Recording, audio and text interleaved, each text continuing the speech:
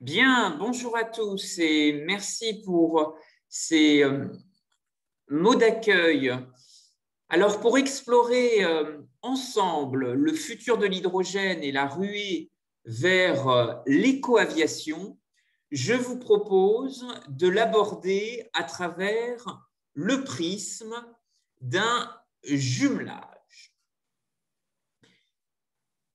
Rappelez d'abord l'ouverture de la ville avec des échanges et des réseaux européens, avec sur cette slide le nom de plusieurs villes jumelées à Redon.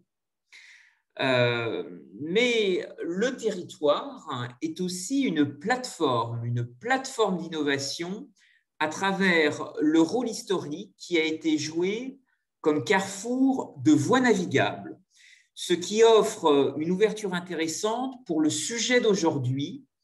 Je voudrais rappeler que la haute technologie navale a énormément nourri d'innovation dans le domaine aéronautique. Et les temps pionniers de l'aviation sont nés dans des hangars à bateaux, avec les premiers hydravions en bois et en tissu. Et c'est véritablement ce croisement qui est extrêmement intéressant pour croiser des filières du territoire, ici à Redon, en étant au carrefour de deux régions, la Bretagne et les Pays de la Loire. Et c'est ce bouillonnement entre les acteurs qui peut être extrêmement positif. Alors, commençons ce sujet sur les mobilités du futur par un détour historique. Le pays de Redon a été le laboratoire du commerce, le laboratoire des échanges fluvio-maritimes, avec cette position de carrefour des voies navigables qui a attiré des armateurs, des corsaires, et qui a fait la prospérité de grands chantiers navals. Alors, il y a des images d'archives qui rappellent ce passé fluvio-maritime prestigieux, et on l'a peut-être un peu oublié, mais le nom de plusieurs quais le rappelle. Redon a été aussi le point de ralliement de corsaires, dont beaucoup ont reconverti des activités, et la guerre de course, qui était finalement assez intermittente, va aussi beaucoup pousser des réseaux corsaires à expérimenter un peu des filières d'économie circulaire et de reconversion des navires. Alors, le pays de Redon a su s'adapter, il a aussi su faire grandir l'innovation face à des aléas. Ces aléas, ce sont les crues, et donc la Venise de l'Ouest a su s'adapter et surtout innover. Alors, le sujet d'aujourd'hui est intéressant. Je voudrais rappeler que le terme hydrogène vient du grec ancien, à travers le terme hydro, qui veut dire eau, et le suffixe gène qui forme, qui génère et qui engendre. Alors, il y a eu de nombreuses tentatives de sauts technologiques pour capter la recherche de nouvelles énergies. Et depuis 1926, une grande exposition nationale a positionné les avancées de ce qu'on appelait la fée électricité avec tous les apports et les innovations pour le travail à la campagne. Alors aujourd'hui, l'hydrogène est fortement stimulé, il est encouragé par les pouvoirs publics, c'est une priorité de la Commission européenne à travers ce qu'on appelle le Green Deal. Il y a aussi régionalement 2 régions qui veulent être des locomotives. Il y a à la fois un plan hydrogène qui est porté par la région Bretagne. Vous voyez ici sur cette carte la diversité des acteurs. Et il y a aussi un plan hydrogène porté par la région des Pays de la Loire. Alors, avant d'explorer l'hydrogène vert et comment l'ouverture des voies navigables du Pays de Redon a lui aussi finalement ouvert des formes de transfert. Le Pays de Redon a aussi beaucoup exporté des marrons et des châtaignes vers l'Angleterre. Et il y a eu également pour le territoire des moments difficiles à tracer qui étaient des périodes de blocus avec nos voisins britanniques. Et Redon, situé sur l'axe du canal de Nantes à Brest, a aussi beaucoup inspiré d'autres territoires, et notamment à Nantes, où va se développer une activité de raffinage du sucre. Et c'est cette période de crise, de blocage de voies maritimes, qui va pousser les hommes à être innovants. Il y a aujourd'hui un pays en Amérique centrale qui est le Belize et qui est très en pointe sur le rôle des biocarburants et qui a lancé un projet qui s'appelle Smart Sugarcane Belize et qui utilise des technologies blockchain. Alors, est-ce que les marrons et les châtaignes de Redon seront un jour les acteurs des biocarburants? L'avenir nous le dira. Mais ce contexte historique est en tous les cas un terreau extrêmement porteur pour réfléchir au rôle demain du Pays de Redon comme Venise de l'hydrogène et des taxis volants. En interrogeant à la fois le rôle de plusieurs entités, est-ce que l'aérodrome peut devenir une sorte d'éco-airport européen? Quel peut être également le rôle des voies navigables? Et peut-être plus largement interroger l'approche novatrice que pourrait jouer Vélo Odyssée. Alors, pour rentrer ensemble dans ce sujet, je vous propose 3 questions. D'abord, ces liens, quelles relations croisées ont pu exister entre l'aviation, l'hydrogène, l'éco-aviation? Quelles dynamiques collaboratives ont pu émerger sur le territoire? Et enfin, quels enseignements en tirer pour demain? Alors, pour explorer ce sujet, il faut tout simplement revenir sur l'histoire des pionniers de l'aviation, et notamment d'une grande figure qui a été le premier président de l'aéroclub, c'est Marcel Guercia, qui remonte à une famille de bijoutiers horlogers italiens. Son père, Janvier Quercia, était orfèvre.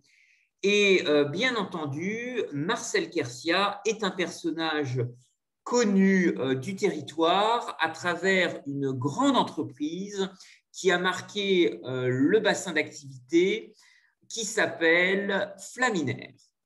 Alors, on peut retrouver beaucoup de choses sur les traces de cette famille, notamment au sud de l'Italie, dont ils sont originaires, dans la région de Caserta, que vous avez ici en photo.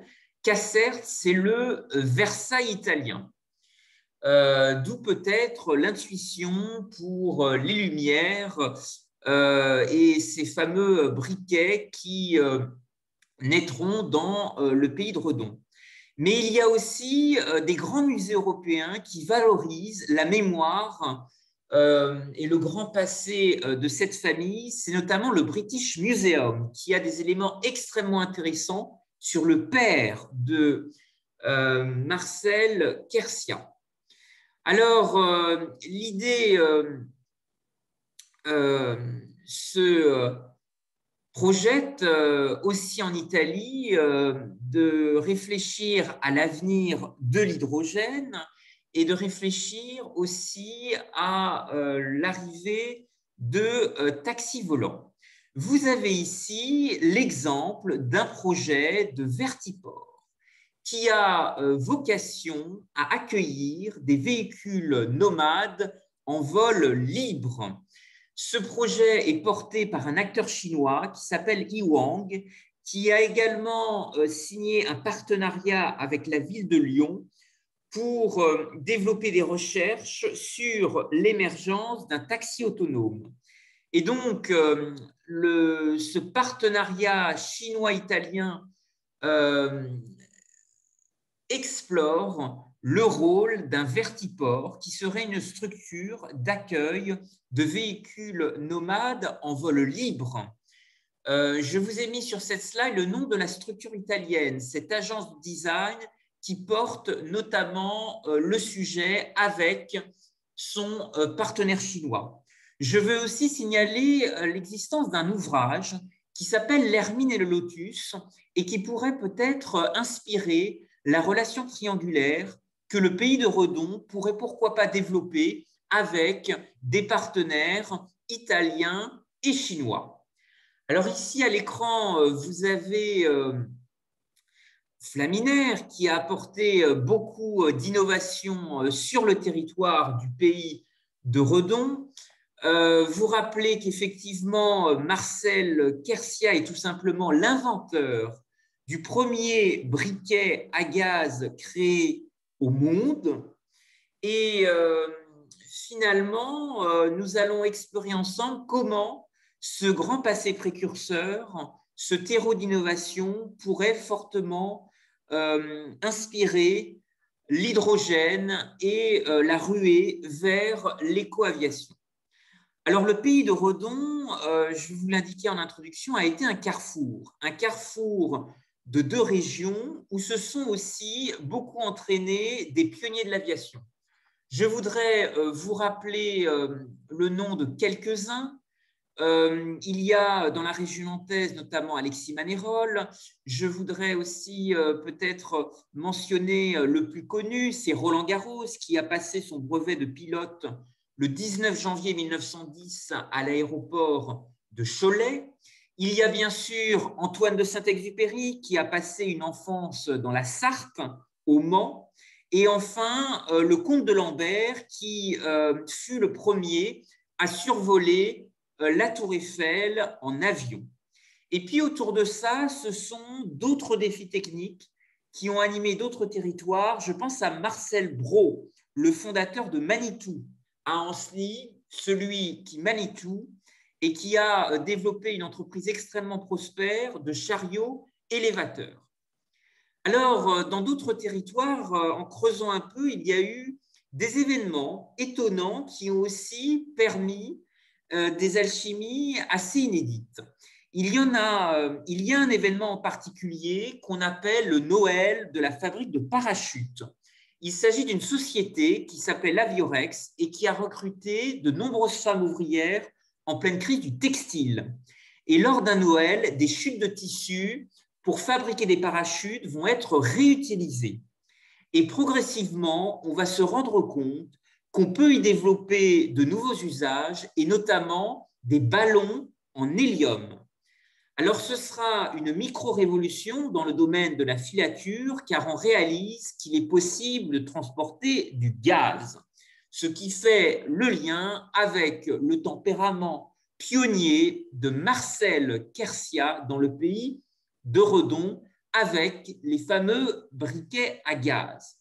Et c'est peut-être là que finalement une prise de conscience exceptionnelle va se faire et va pousser à germer énormément d'innovations.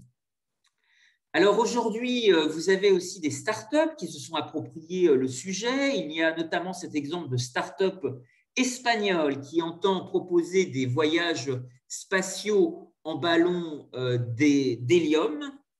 Mais en nous rapprochant aussi de notre territoire, finalement, sur l'hydrogène, le pays de Redon a peut-être deux concurrents. C'est à la fois un pôle nazérien avec le bassin industriel de Nantes-Saint-Nazaire, mais aussi le port de Lorient. Et il y a eu, dans les années 60, expérimenté, grâce à Air Liquide, dans le bassin industriel de Nantes-Saint-Nazaire, des bus expérimentaux qui fonctionnaient déjà avec des gaz liquéfiés.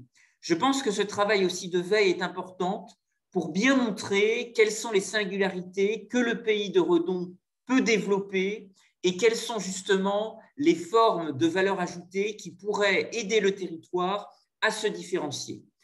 Alors, il y a du côté aussi de Saint-Nazaire d'autres pistes futuristes qui ont été explorées, comme l'optimisation des transports de méthane, en chargeant les méthaniers vides sur le chemin du retour en CO2 pour produire dans les zones exportatrices, notamment le Qatar, qui est un grand exportateur de gaz naturel liquéfié, transporter des agrocarburants de troisième génération type microalgues. Et puis, une relation aussi qui se développe, c'est une relation avec le monde de l'exploration spatiale, puisqu'il existe un gaz extrêmement léger dans l'univers qui est l'hélium et qui lui aussi a intéressé des acteurs gaziers. Alors aujourd'hui, tous les pays du monde peuvent fabriquer des gaz liquéfiés et certainement que le pays de Redon pourrait jouer un rôle extrêmement précurseur dans le sillage des innovations du tissu industriel que Marcel Quercia a développé autour de la société flaminaire.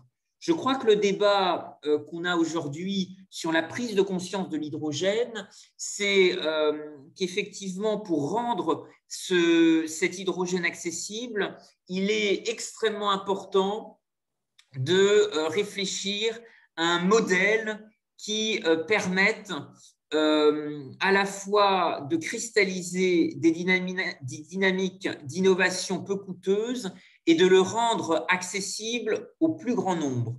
Et c'est peut-être le défi aujourd'hui. L'hydrogène est très cher et finalement, il va falloir sans doute, dans le pays de Redon, trouver des innovations, trouver des formes qui permettent de catalyser des dynamiques collaboratives peu coûteuses. Et ça, c'est l'un des défis aujourd'hui que nous vous proposons d'avoir à travers ce débat, un débat que nous vous proposons d'ouvrir sur l'éco-aviation, ce nouveau modèle de mobilité qui pourrait s'appuyer sur le pétrole du territoire, à savoir l'hydrogène. Alors, beaucoup d'entreprises émergent aujourd'hui avec des solutions, des technologies qui évoluent en permanence et qui pourraient rendre tangible l'idée d'emprunter des taxis volants. C'est le terme qui a été retenu pour cette conférence débat. Alors, sur la thématique des taxis volants, il y a bien sûr un projet phare qui est celui d'Airbus, en partenariat avec Volkswagen et un designer italien. Ce projet s'appelle Pop-Up. C'est un prototype de capsule volante dont la structure en carbone est conçue et réalisée à Bougnay. Il y a une centaine de projets similaires dans le monde et Airbus, comme d'autres acteurs, ne veulent surtout pas rater le coche. Alors, le projet Pop-Up d'Airbus a été le plus médiatisé en France depuis 2017, à la suite du salon de l'automobile. Il y a aussi la collaboration entre Porsche et Boeing sur des voitures volantes électriques. Et puis, notez également la mise en relation de la NASA avec Uber, qui souhaite également mettre en place un système qui s'appelle Urban Air Mobility. Alors, d'autres exemples existent. Je vous ai parlé de ce projet chinois qui s'appelle Iwang 184, mais d'autres exemples fleurissent aussi à Dubaï et dans d'autres capitales du Golfe Persique. Alors, l'hydrogène apporte justement un élément intéressant. Le meilleur moyen de sortir l'aéronautique de cette crise, c'est d'investir, c'est d'innover et précisément d'inventer l'avion qui pourrait être cet avion zéro émission d'ici 2035. C'est le message de l'actuel ministre des Transports sur son compte Twitter. Alors, des progrès sont attendus et pour surtout encourager, je pense, le décloisonnement des initiatives, nous avons invité un intervenant nord-américain qui, de New York, va vous présenter une solution extrêmement innovante qui entend développer dans un premier temps des vélos volants et dans un second temps ouvrir un projet beaucoup plus ambitieux de taxi volant avec les acteurs du territoire. Il va s'exprimer aujourd'hui en anglais. Je voudrais le remercier de sa participation. Il va présenter avec 4 slides son projet qu'il a breveté. Vous parlez aussi un peu de son parcours d'ingénieur qui l'a amené à voyager et à voir de nombreux territoires qui sont pionniers dans ce domaine et il sera à la fin de la présentation disponible pour répondre à vos questions. Sa présentation est en anglais, mais s'il y a des problèmes de compréhension, je serai là pour traduire. Je vais laisser la parole à Ali Salem. Ali, the floor is yours. Thank you so much, Kevin. Hi, everybody. My name is Dali. I'm co-founder and visionary inventor of FlyUPAV. We are based in New York City. I've been in connection with Kevin for the past couple of years. And thank you so much for joining us today. So as far as I know, urban air mobility is a very hot topic in the next decade. Actually, there are many competitors in North America are entering this industry, and their innovations are mostly around air taxis right now. So there are a couple of problems with this concept right now. So basically, they're all designed to land on helipads or skyports. So cities like, for example, New York City are not really ready for those lack of infrastructure to accept those vehicles that can land on roof of the buildings or helipads. The lack of number of helipads and skyports is a major problem right now. And another problem with that, so when you're talking about flying car, you need to recognize a car that can fly, but most of those inventions or competitors are around flying vehicles. They're really not a car. So can you go to next slide, Kevin? Sure. So what is Fly's invention is a hybrid driving and flying vehicle. So you can take off and land anywhere, anytime, and it can be operated manually or autonomous. And you don't need to get a pilot license. So basically with a driving license, you can fly actually and drive. And you can, because it's so compact, you can park in your garage, you can take off from your backyard, or you can land from there. So it's very user-friendly as far as I know from other competitors. So if you go to next slide. Yeah, those are competitors right now. Like Eheim that Kevin mentioned in past slides, they are basically flying vehicles. They are not really a flying car.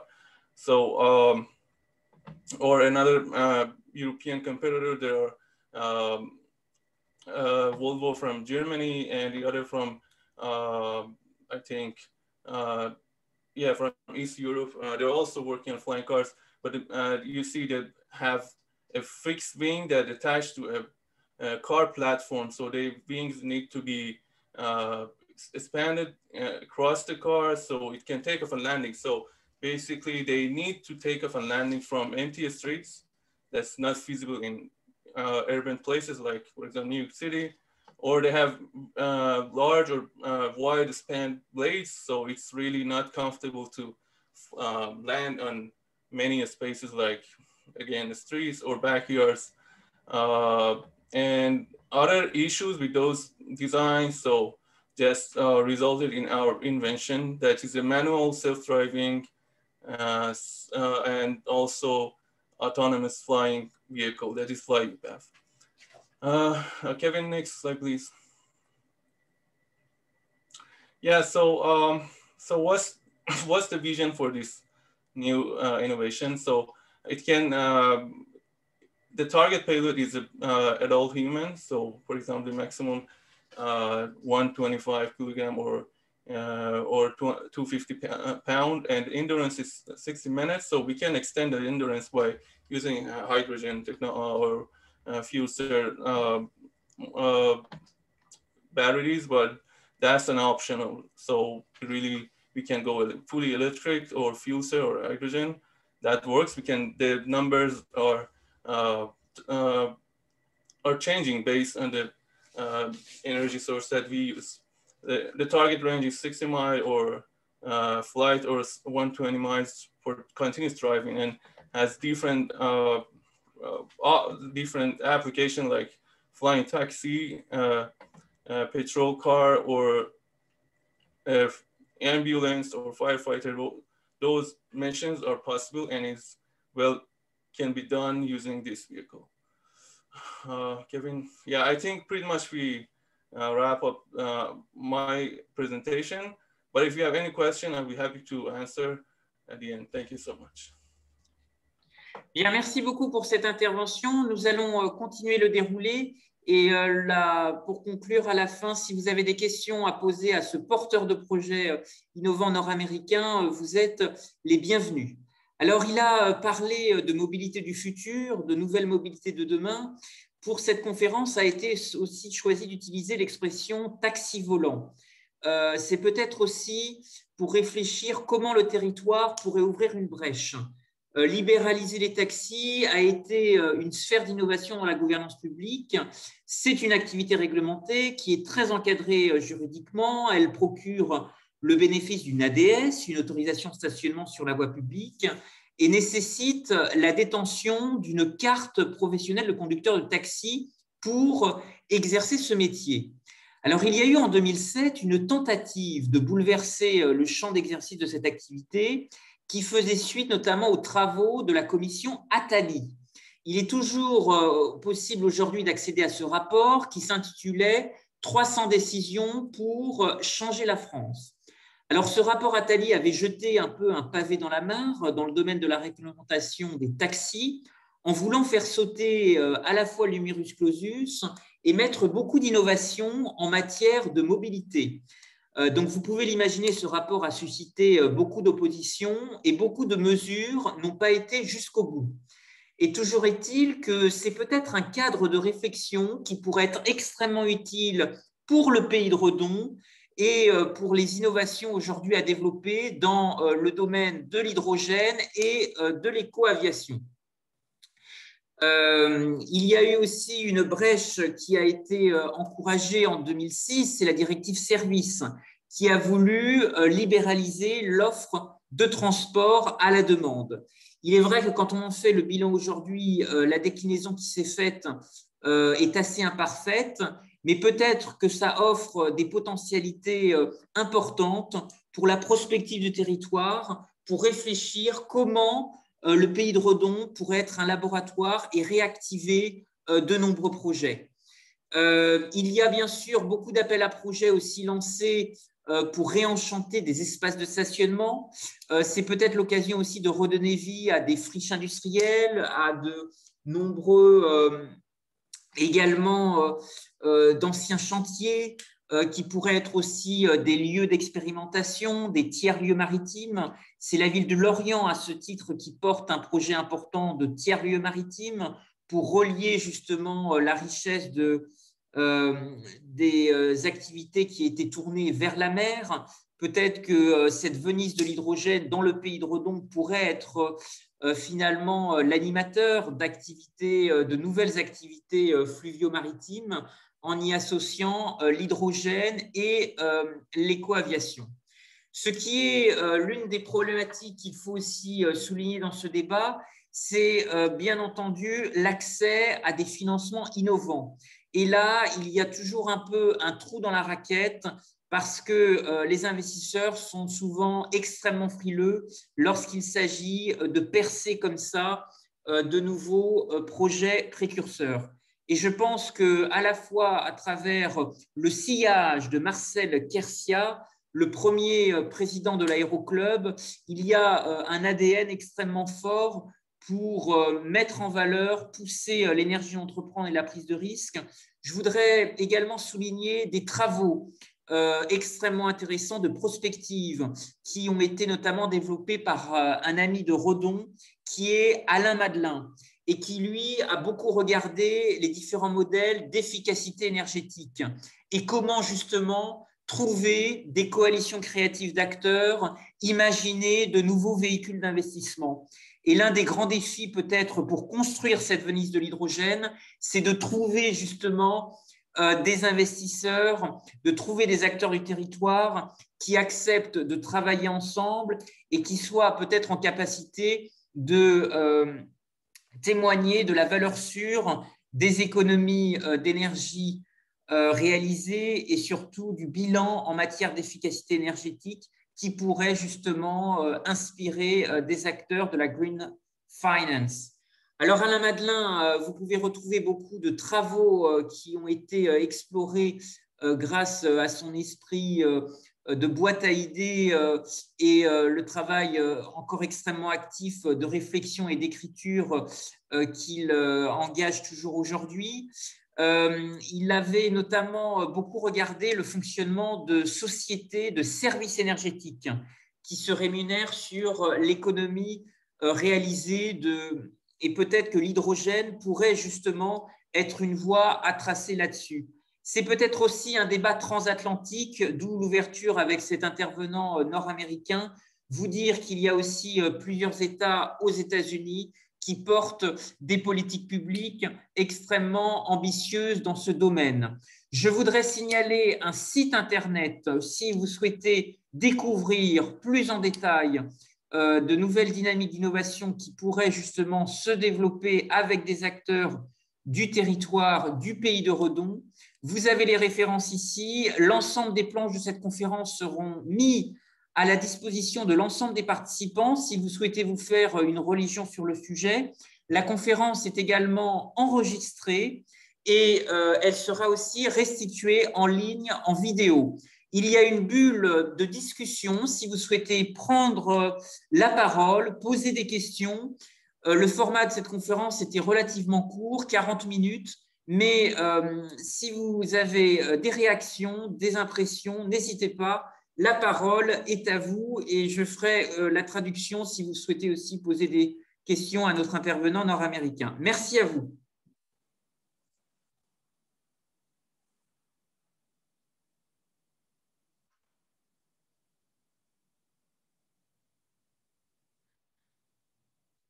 Vous avez une bulle de discussion dans laquelle vous pouvez également faire part de vos commentaires, vos réactions si vous avez des remarques. Il suffit de cliquer sur l'onglet « Discussion ».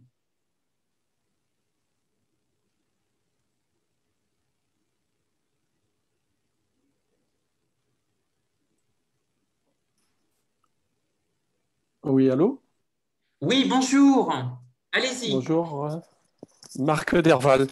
Je voulais d'abord vous féliciter de tout ce enfin, des documents que vous présentez quand même. Il y a quand même une recherche relativement importante qui est à noter. Euh, et également, Ali, sa présentation était très bien, hein. Euh, un tout petit point. Je pense qu'aujourd'hui, l'aéronautique a tellement de règles que ça ne peut pas devenir extrêmement populaire, puisqu'en fait, il faut un pilote, il faut déclarer son vol, il y a des règles aéronautiques. Donc, je dirais que l'expansion n'est pas aussi facile que ça à réaliser. Oui, Également, pour que ça devienne populaire, c'est les coûts. Donc, il y a le coût également de cette nouvelle technologie qui est, tant qu'elle ne se répandra pas à grande échelle, coûtera relativement cher. Donc ça veut dire que les places des personnes qui seront, parce que là aujourd'hui on réfléchit plutôt sur les aéroports, les navettes entre aéroports, hein, et la ville de Paris. Donc on voit bien qu'il peut y avoir une densité de personnes intéressées par ce mode de transport. Quand on arrive sur des villes moyennes, déjà ça devient un petit peu plus difficile parce qu'on n'a pas le potentiel pour utiliser. Si après on parle en termes de tourisme, je pense que en fait, c'est les coûts qui font que ça intéresse les gens si les coûts sont relativement intéressants. tout Donc je à pense fait. que c'est une technologie au départ, tant qu'on n'a pas mis le pied à l'étrier, va prendre un petit peu de temps à se répandre parce qu'en fait, on n'aura pas assez de volume pour faire diminuer les prix. Merci à Euh, vous.